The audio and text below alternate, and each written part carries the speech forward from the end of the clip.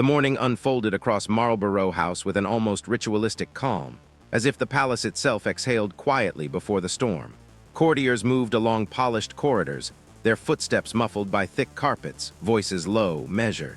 Each handshake, each nod carried decades of protocol, centuries of expectation, and yet today, an invisible tension threaded through every interaction.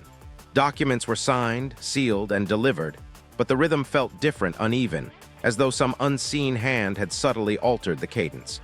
No one spoke of it aloud, but those attuned to the palace's delicate machinery felt it immediately, an undercurrent of unease, like a storm moving beneath glass ceilings. Before we begin today's royal update, I want to take a quick moment. Many of you watch these videos but haven't subscribed yet, and you don't want to miss the latest developments and fascinating stories from the world of royalty. Subscribing is completely free and keeps you up to date as everything unfolds. And while you're here, let us know, where are you watching from? Share it in the comments. It's wonderful to see viewers joining us from around the world. By mid-morning, the first sign of disruption had appeared in the communications wing. Emails that would normally have passed multiple layers of approval suddenly required signatures in hours, not days. Strategic directives were circulated without the customary review, and long-standing schedules for press and public appearances shifted overnight. Initially, aides assumed these were clerical oversights or the result of overburdened staff. But as the hours passed, the pattern revealed itself with alarming clarity. There was intent here. Someone was pushing against the familiar, the predictable, the established. And the palace, a living organism of habit and hierarchy, responded as it always did, quietly, internally, alert but deliberate. By noon, whispers began to circulate through the inner offices. Senior staffers, normally stoic and bound by discretion, exchanged cautious glances. The crisis was not visible to the public yet, but inside, its outlines were forming like shadows across marble floors. Meetings convened with urgency, agendas rewritten to include discussions that had been postponed for weeks. Security protocols were reviewed more rigorously than usual. Intelligence briefings that were typically perfunctory now contained detailed risk assessments, highlighting vulnerabilities in personnel and information management. The palace, long a fortress of tradition, recognized the subtle threat before it even arrived. At the heart of this subtle upheaval was Princess Anne.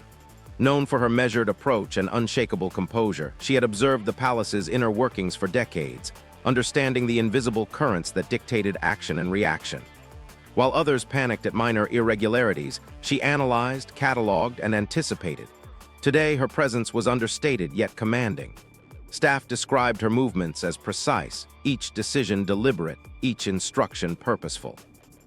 In her quiet way, she projected the authority of centuries while simultaneously adapting to a modern reality that was increasingly unpredictable and unforgiving.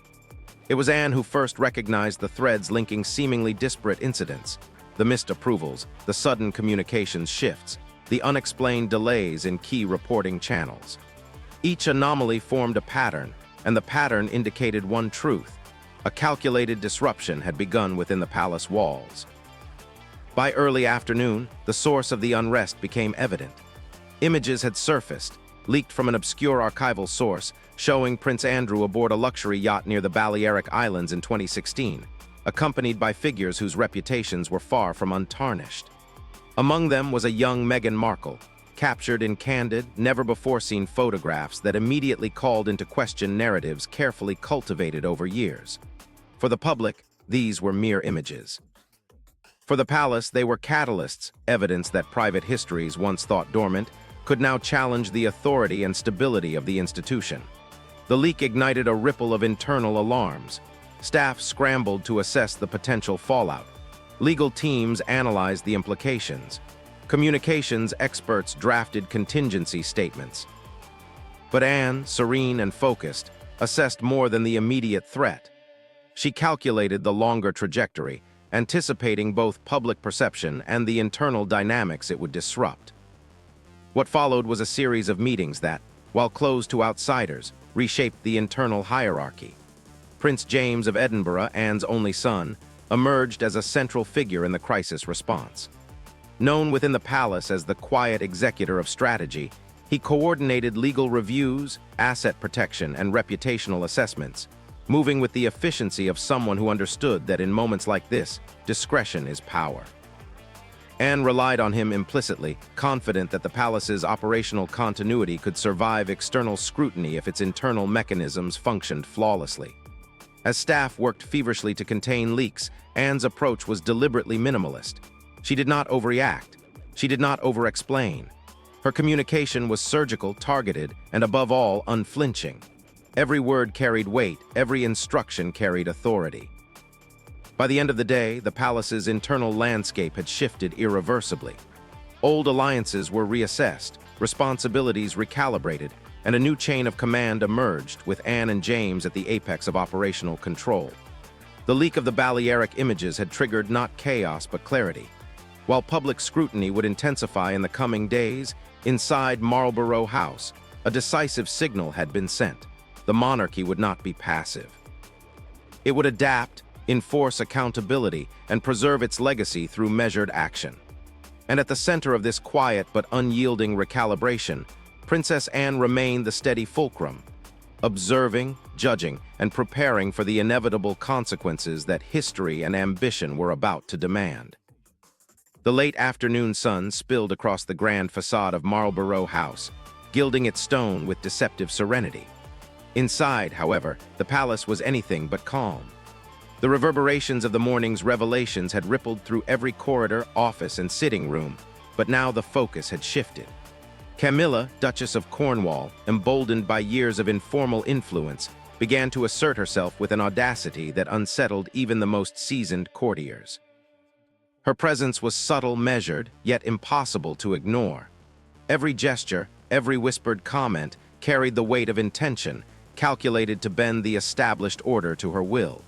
It was no longer a matter of mere preference. Camilla's overreach threatened the delicate equilibrium of authority that had been maintained for decades. Her first move was strategic, almost surgical. She requested private audiences with key advisors, bypassing established protocols and directly challenging the chain of command. At first, these meetings were dismissed as routine. Yet the advisors, wary of her known ambition, soon realized that her interventions were not casual opinions, but deliberate attempts to influence decisions in her favor. Key appointments were questioned, reports scrutinized for bias, and long-standing policies subtly undermined. The palace's inner workings, typically resilient to minor disturbances, began to strain under the pressure. Staffers exchanged cautious glances, aware that these actions could escalate into a full-blown internal conflict if unchecked. Camilla's influence, though quiet, was insidious, planting seeds of doubt and friction among even the most loyal courtiers. By early evening, the effects became undeniable. Communications channels, once orderly and predictable, were clogged with conflicting instructions. Departments that had functioned in harmony for years suddenly found themselves at odds, unsure which directives to prioritize. Security teams, logistics officers, and public relations specialists struggled to reconcile Camilla's interventions with the palace's established hierarchy. It was a test of resilience unlike any seen in recent memory. Courtiers who had previously dismissed her ambitions as harmless now recognized the magnitude of the challenge. Camilla was not merely asserting herself. She was rewriting the internal rules, one subtle maneuver at a time. Princess Anne, observing these developments with the same measured patience she applied to every crisis, moved deliberately to contain the disruption. Her strategy was neither reactive nor punitive. It was anticipatory. Anne convened emergency briefings with James and other trusted advisors, outlining the implications of Camilla's overreach and the potential vulnerabilities it exposed. Legal and communications teams were tasked with preparing scenarios for immediate implementation should Camilla's maneuvers threaten operational stability. Each briefing was precise, meticulous, and strategic. Anne's approach demonstrated a deep understanding of palace dynamics. That power was not always asserted through loud declarations, but often through quiet, disciplined control of information and perception. The tension escalated when Camilla, sensing resistance, attempted a direct appeal to King Charles. She arrived unannounced in his private study, carrying documents and proposals she believed required immediate attention. The king, initially courteous, quickly recognized the underlying intent, a challenge to the established order rather than a request for guidance. Charles's response was measured but firm, signaling that while her counsel was valued, it could not override the structural hierarchy that maintained palace stability. Camilla left with her demeanor composed but internally seething, fully aware that her ambitions had encountered an immovable obstacle.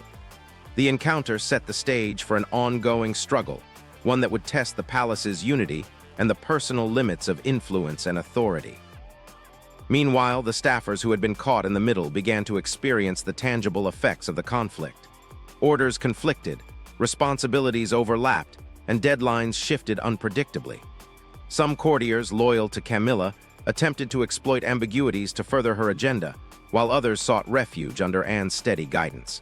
The palace had become a chessboard, each player calculating moves in anticipation of the next maneuver. Internal communications buzzed with urgency, but Anne's presence provided a stabilizing counterweight. Her insistence on discipline and accountability ensured that despite Camilla's provocations, operational continuity remained intact. Decisions were executed efficiently, information remained secure, and a sense of purpose, though tense, persisted. By nightfall, Marlborough House appeared outwardly serene, its classical architecture bathed in the soft glow of lanterns. Inside, however, the palace hierarchy had already adapted to the day's upheavals. Camilla's overreach had been contained, but the implications were clear. Future attempts at subversion could not be ignored.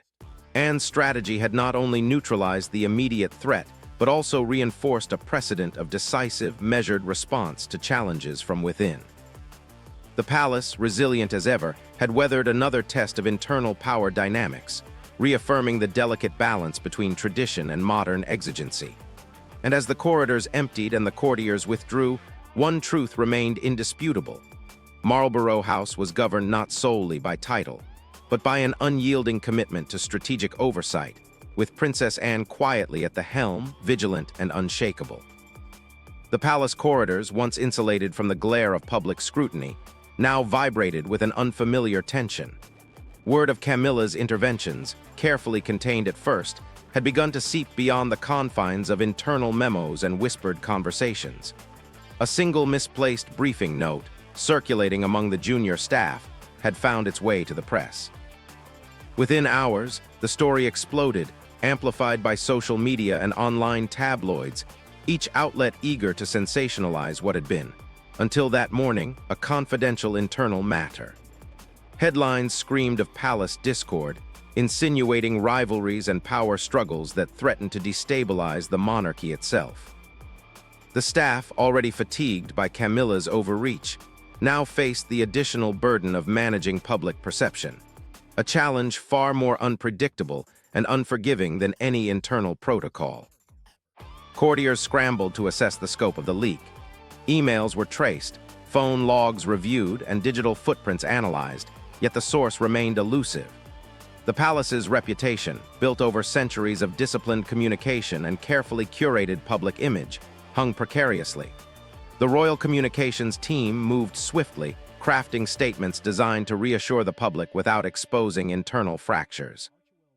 Carefully worded press releases emphasized continuity, tradition, and the monarchy's unwavering commitment to stability.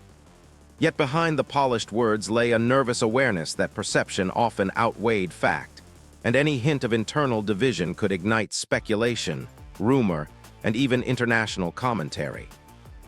News outlets, sensing the fragility of the palace's equilibrium, seized every opportunity to exploit ambiguity. Analysts dissected the implications of Camilla's alleged influence, interpreting minor adjustments in schedules and appointments as evidence of systemic upheaval. Social media commentators, unbound by protocol or discretion, amplified these interpretations into viral narratives, often detached from reality but impossible to ignore. Hashtags trended, memes proliferated, and video clips edited to emphasize tension and body language circulated widely. Public opinion, volatile and unforgiving, began to sway in unpredictable directions. Even loyalists found themselves questioning the palace's internal cohesion. unsure whether the monarchy's traditional mechanisms could withstand this modern storm of scrutiny. Amid the chaos, Princess Anne emerged as a steadying force. Recognizing that public perception now dictated as much of the palace's operational freedom as internal governance, she orchestrated a proactive media strategy. Trusted spokespeople were briefed, narrative points rehearsed, and rapid response teams mobilized to counter misinformation. Anne's approach balanced transparency with discretion, offering glimpses of reasoned decision-making without betraying sensitive internal deliberations. Interviews were carefully timed, speeches calibrated to project stability, and carefully staged appearances designed to reassure both domestic and international audiences. Each public engagement was a masterclass in perception management, conveying authority and competence while minimizing attention to internal discord. Meanwhile, Camilla's supporters, emboldened by selective leaks, attempted to manipulate the narrative in her favor. Opinion columns suggested that her influence was both necessary and constructive, framing internal conflicts as generational misalignments rather than deliberate overreach. Yet these efforts were met with skepticism by those loyal to the crown's traditional hierarchy. Analysts and courtiers alike understood that while Camilla's actions could shape internal decision-making, the monarchy's ultimate authority could not be compromised without significant risk. The palace, therefore, responded with measured counter-narratives, emphasizing continuity, procedural integrity, and the impartiality of decision-making. By the following week, the intensity of media scrutiny reached unprecedented levels.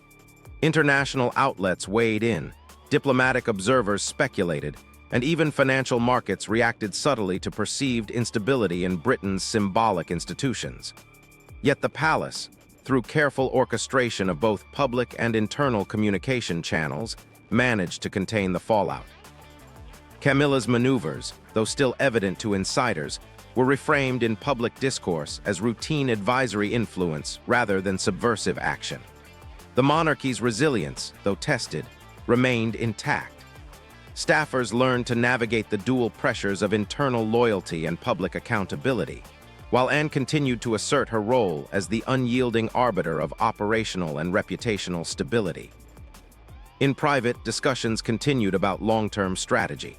Leaks were traced, contingencies refined, and the balance of influence continuously recalibrated. The palace had adapted to a new reality. In the modern era, authority was no longer exercised solely through tradition and hierarchy. Public perception, magnified by instantaneous media channels, now demanded as much attention as protocol or policy. The monarchy, steeped in centuries of discretion, faced the delicate task of harmonizing internal governance with the unpredictable currents of public opinion. And as Marlborough House's lanterns glowed into the night, one truth crystallized. The palace could survive intrigue, overreach, and scrutiny alike, but only through vigilance, strategic foresight, and the steady hand of those willing to confront both internal and external turbulence with unwavering resolve. The palace, after weeks of intense scrutiny and internal tension, entered a phase of deliberate recalibration. Every appointment, every public appearance, and every internal memo was now scrutinized not only for operational efficiency, but for its potential impact on perception. The earlier leaks had demonstrated the fragility of authority when exposed to modern media, and courtiers understood that old protocols, while necessary, were no longer sufficient to safeguard the monarchy's image. It became evident that resilience depended on both internal cohesion and proactive management of narrative. Decisions were no longer merely operational. They were performative, balancing authority with optics, tradition with transparency. Camilla, whose overreach had sparked the initial crisis, faced subtle yet unmistakable boundaries.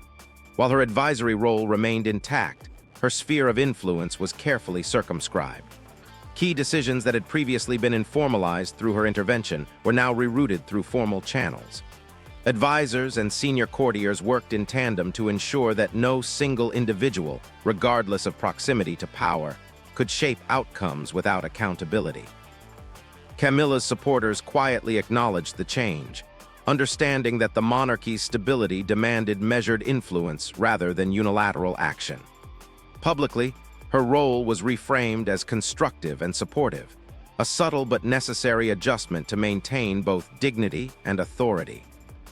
Princess Anne's strategic foresight was vindicated. By consolidating communication, refining protocol, and balancing the visibility of internal actors, she restored equilibrium. The press, once frenzied with speculation, shifted its focus toward more routine coverage. Headlines now emphasized continuity and ceremonial milestones rather than internal discord. Anne's emphasis on clear, consistent messaging demonstrated the monarchy's capacity to adapt to scrutiny without compromising its foundational authority. Staff morale improved incrementally as clarity replaced uncertainty, and operational efficiency resumed under a recalibrated but cohesive hierarchy. Power realignments extended beyond individual influence to structural processes. Committees were formalized for decision review, approval workflows standardized, and reporting mechanisms enhanced. Each action, from scheduling to ceremonial protocol, was now documented and subject to oversight. These reforms, though administrative in nature, carried symbolic weight. They signaled a shift toward disciplined governance, a commitment to transparency within internal limits, and a framework that limited opportunities for unilateral action. The monarchy's historical resilience, grounded in centuries of precedent, now integrated modern mechanisms to ensure both adaptability and control. External perception remained a critical component of resolution. Carefully managed public appearances reinforced the monarchy's continuity. Ceremonial events, previously viewed as formalities, were recalibrated to project stability and unity. Interviews emphasized respect for institutional hierarchy, the commitment of each member to service, and the alignment of all actors toward common goals. The palace leveraged media outlets selectively, providing controlled insights that demonstrated competence without revealing internal conflict. Social media narratives, previously volatile, began to reflect a return to routine coverage, punctuated by admiration for ceremonial poise rather than fascination with scandal. Internally, a new culture of measured influence took root. Junior staffers were encouraged to report anomalies, mid-level advisors were empowered to maintain operational integrity, and senior actors were reminded of the long-term consequences of overreach. Lessons from the crisis were codified. Authority untempered by accountability invited instability, and public perception could amplify minor internal discrepancies into full-blown controversies. This institutional memory, now formally incorporated into governance, ensured that both present and future challenges could be managed with foresight, discretion, and discipline. Ultimately, the palace emerged from the crisis more resilient than before. Camilla's influence, though moderated, remained a stabilizing presence within defined boundaries. Princess Anne's oversight ensured continuity, clarity, and strategic alignment across all levels of operation. Leaks, though damaging, catalyzed reforms that strengthened structural integrity and enhanced crisis preparedness. Public confidence, once shaken by sensational headlines, stabilized as the monarchy demonstrated the capacity to navigate both internal and external pressures without compromise. As evening settled over the palace grounds, the glow from the lanterns reflected more than light. It symbolized a restored equilibrium. The corridors, once echoing with tension and uncertainty, now carried a renewed sense of purpose and control. Every decision, every action, every public engagement reaffirmed a singular truth. Authority, though vulnerable to overreach and scrutiny, could be preserved and strengthened through careful management, strategic oversight, and disciplined adaptation. In a world of instantaneous reporting, social amplification, and global visibility, the monarchy had proven its capacity to endure, not merely by tradition, but by embracing the mechanisms necessary to navigate an era where perception, power, and prudence intersected inseparably.